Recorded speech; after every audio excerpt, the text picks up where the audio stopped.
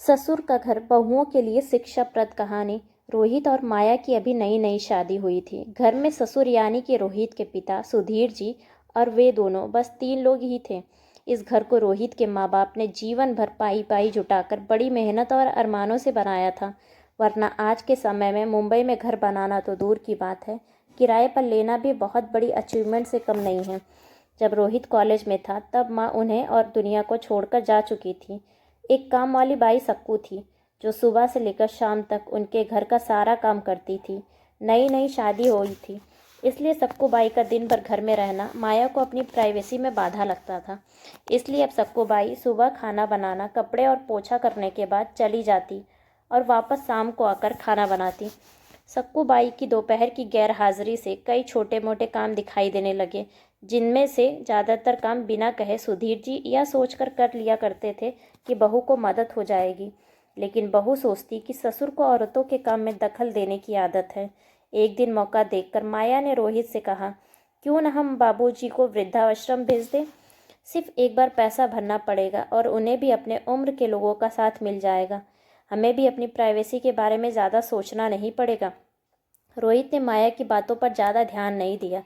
कुछ दिन ही बीते थे कि बाबूजी अपने दोस्तों के साथ 1 हफ्ते के लिए टूर पर गए और इत्तेफाक से इसी दौरान सक्कू बाई भी छुट्टी पर थी।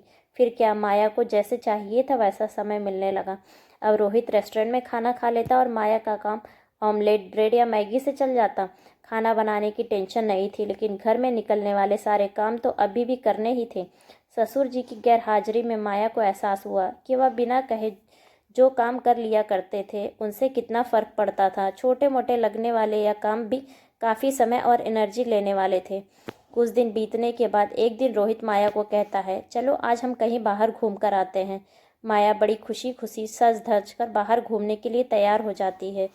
रोहित माया को अपने घर से 4 किलोमीटर दूर एक चौल में लेकर आता है।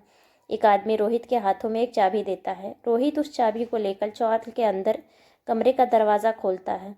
कमरा खुलते ही 2 रूम वाले उस छोटे से अंधेरे भरे घर में रोहित माया को लेकर जाता है और कहता है, कैसा लगा तुम्हें हमारा नया घर। रोहित कहता है, हम अगले महीने से इसी मकान को भाड़े पर लेकर रहेंगे और अपनी प्राइवेसी का मज़ा लेंगे। अभी मेरी आमदनी के हिसाब से हम इसी को अफोर्ड कर सकते हैं। रोहित का यह व्यवहार माया के समझ में नहीं आया। वह चौंकते हुए कहती है, हमारे पास आपका इतना बड़ा घर तो है, फिर हम क्यों भाड़े पे रहेंगे। रोहित उसे टोकते हुए कहता है, सोच समझ कर बोला करो। वह हमारा घर नहीं है, वह माँ बाबूजी का है। तुम्हारे पास 1 महीना है सोचने के लिए तुम्हें आगे क्या करना है। दोनों वहाँ से वापस अपने घर लौट आते हैं। पूरे रास्ते माया के दिमाग में तरह तरह के विचार चल रहे थे। घर पहुँचते ही उसने रोहित से कहा, माना कि घर माँ बाबूजी का है, लेकिन क्या हमारा इस पर कोई हक नहीं है। रोहित ने कहा, बिल्कुल है, लेकिन माँ बाबूजी के बाद, जब तक वह है तब तक तो नहीं। अगर तुम्हें हक समझ में आता है तो तुम्हें जिम्मेदारियां भी समझ में आती होंगी। सिर्फ हक के बारे में सोचकर और जिम्मेदारियां भूलकर स्वार्थी होना क्या अच्छा होता है। माया के पास रोहित के हर सवाल का कोई जवाब नहीं था। वह सोचने लगी, उसने अपने क्षणिक सुख के स्वार्थ के लिए इतने नीचे गिरकर ऐसी घटिया सोच अपने दिमाग में आने दी।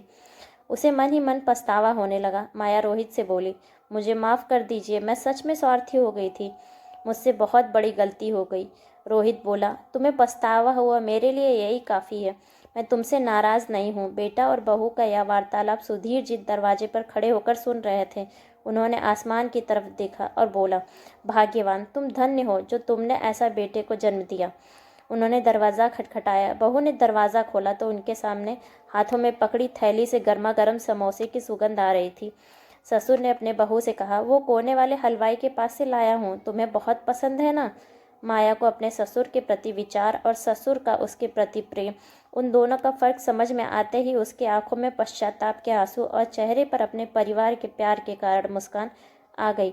दोस्तों, इंसानी दिमाग में दिन भर में हजारों विचार आते हैं, कुछ अच्छे कुछ बुरे, लेकिन किसी भी विचार को शब्दों में परिवर्तित करने से पहले उनको समझना बहुत ज़रूरी है। अक्सर विचार और वास्तविकता एक दूसरे से मेल नहीं खाते हैं। हमारे बुजुर्ग जो हमें बोझ लगते हैं, जिनसे हम बात बात पे चिढ़ जाते हैं, और ऐसा इसलिए होता है क्योंकि हम स्वार्थी होकर सोचते हैं और हम उनके योगदान को समझ नहीं पाते। वह हमारे जीवन में बहुत ही अहम किरदार निभाते हैं। आशा करते हैं कि आपको ये कहानी पसंद आई होगी। अगर पसंद आई है तो चैनल को लाइक, शेयर एंड सब्सक्राइब करें और अपने विचार कमेंट्स बॉक्स में ज़रूर बताएं। धन्यवाद।